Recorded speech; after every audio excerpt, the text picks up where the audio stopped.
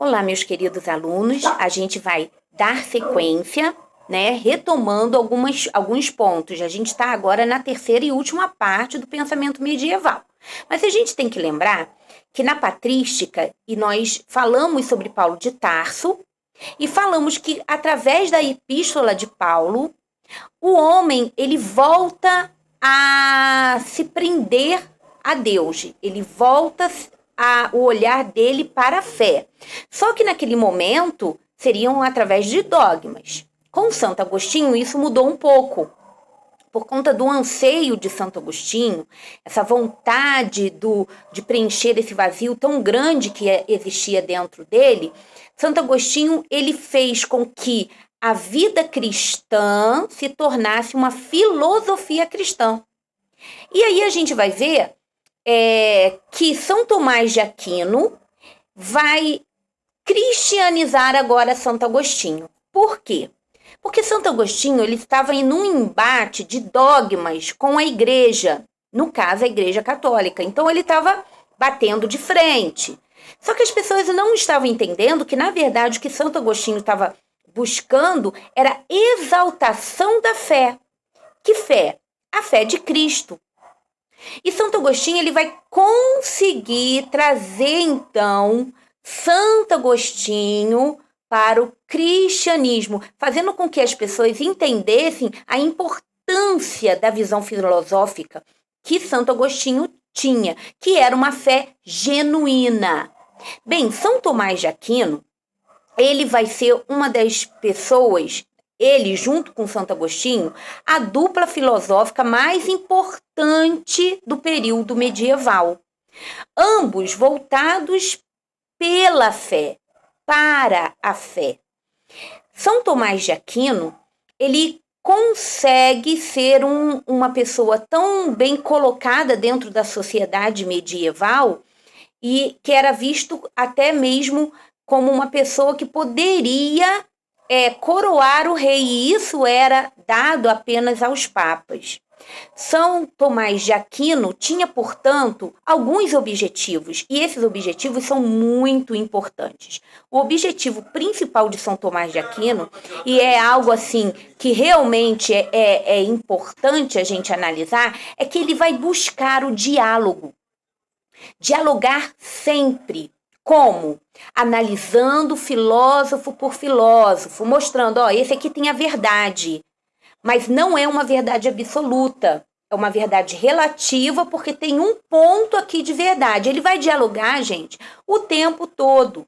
E ele vai ter essa questão de entendimento, por exemplo, dos árabes, que eram vistos como pagãos. Ele consegue entender, identificar que ali dentro do povo árabe existe também uma filosofia. Ele era uma pessoa aberta ao diálogo, mas não abria mão da sua fé, tá? Assim como Santo Agostinho, ele vai se firmar na fé cristã. E aí a gente tem que entender que ele vai ter o mesmo embate que Santo Agostinho, fé ou a razão. Só que, olha só, lá no Santo Agostinho, eu botei razão versus fé. Com São Tomás de Aquino, vai ser fé e razão. Por quê? Primeiro, você tendo a fé, você absorvendo toda essa fé, aí você vai entender as coisas, você vai raciocinar a partir da sua fé cristã. É como se ela tirasse um véu na frente dos seus olhos e você começasse então a ver a realidade a partir da fé. Se a gente entender isso, fica muito fácil, até mesmo quando a gente fala de Paulo de Tarso, porque Paulo de Tarso era um perseguidor dos cristãos, mas quando ele ouve a voz de Deus e aquele clarão todo, e ele cai do cavalo, ali vem a fé primeiro e depois a razão. É uma coisa muito genuína e muito pessoal. Que São Tomás de Aquino, ele consegue resumir isso da seguinte forma: só há razão se tiver fé. Então, a fé vem primeiro. A razão é o complemento. E como ficaria a filosofia, então? A filosofia ficaria abaixo da fé, porque a filosofia para São Tomás de Aquino, ela é incompleta. Entenda bem, ele não está de forma nenhuma falando mal da filosofia nem dos filósofos. Muito pelo contrário. Ele está falando que a filosofia ela acaba não sendo completa porque ela está alicerçada dentro de uma ciência e dentro de uma reflexão de entendimento e de busca pela ciência e pelas comprovações científicas, e isso vai deixar com que o maior movimento, que seria o sobrenatural, que é a fé, se explique por si só. Então, para ele, a filosofia não é completa, ela está abaixo da fé.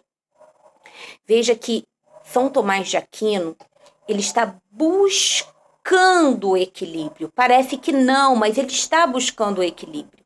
O equilíbrio entre a fé e a razão. E mostrando que existem coisas que não são alcançadas apenas pela filosofia. Bem, a gente fala que a razão, de acordo com São Tomás de Aquino, na verdade, ela prepara a fé. Olha que interessante. A razão, ela vai preparando a fé, porque a fé, ela não anda sem a razão. Então, por mais que você tenha fé, existe a lógica, existe um movimento que te leva a uma realidade. Então, a fé, ela, de forma nenhuma, ela vai te cegar. Muito pelo contrário. Você vai conseguir raciocinar através da fé. E como para São Tomás de Aquino a filosofia é um conhecimento imperfeito, então é diferente da teologia. Porque a teologia seria uma ciência esclarecedora. Ela veio para esclarecer. Então, quando se estuda Deus, se entende mais todas as coisas, inclusive da base para a própria razão. Então, com a busca da teologia, a fé vai melhorar a razão. Vocês estão vendo que é gradual? Não é uma coisa que vai ser instantânea, porque ela é pessoal, né? Cabe a cada um a busca da sua fé, da sua preparação para se chegar, então, à razão. Essa graça que as pessoas não entendem, que elas são alcançadas pelo próprio cristianismo, porque é a graça da alegria de algo mais do que terrenal, do que no território, do que ser terrestre, ela é aperfeiçoada pela natureza. Então, essa alegria que os cristãos tinham, dessa graça que é alcançada ao ser humano, ela era complementada com toda a contemplação da própria criação de Deus. Tudo isso Tomás de Aquino ele começou a observar e a trazer esses pontos que a gente fala que são inclusive pontos teológicos. O primeiro seria corrigir a própria filosofia. A filosofia, ela tem autonomia, mas ela nem sempre vai ser conciliada com a teologia. Né? Nós vemos vários filósofos, e cada um com um perfil diferente, a respeito da própria criação do mundo, da própria existência. Então, ela não vai conciliar. Não há conciliação entre filosofia e teologia e nem mesmo a fé. São coisas muito separadas. Ué, professora, mas você não falou que Santo Agostinho vai transformar o cristianismo em uma filosofia cristã? Sim, é um modo de vida. Ele traz um novo modo de vida, um modo de vida que está dentro dos preceitos cristãos. Mas a filosofia em si, ela não é combinatória. Ela não vai combinar com a teologia, com a fé. Então, qual seria o ponto de partida, de acordo com Tomás de Aquino, a respeito de todo esse âmbito filosófico entre fé, razão, filosofia, teologia, cristianismo? O que seria isso tudo? São as verdades racionais, e elas só são alcançadas, de acordo com São Tomás de Aquino, através da fé. Tá? E nesse caso, ele vai ser até muito criticado, até mesmo pela igreja. A gente tem que entender isso, que alguns pensadores, eles só têm valor póstumo, após, né? Quando ele morre, é que as pessoas falam assim, gente, mas tinha todo um sentido. E São Tomás de Aquino, ele vai ser criticado porque ele acha que as verdades são através das razões, mas é através de uma razão que venha da própria fé. E ele fala que essa é a diferença com o paganismo, por exemplo. O paganismo não tem esse conhecimento, né? Ele não busca esse conhecimento pela fé, porque já lhe é decretado, e quando a gente fala de paganismo, a gente está falando mesmo dos árabes, a gente está falando da questão do monoteísmo voltado para o islamismo, né? Também considerados muçulmanos, através de Maomé. Ele fala que esse paganismo ele não vem com a genuidade de uma fé que traz a razão, que só se alcança isso através do cristianismo, porque o cristianismo abre os olhos, de acordo com São Tomás de Aquino.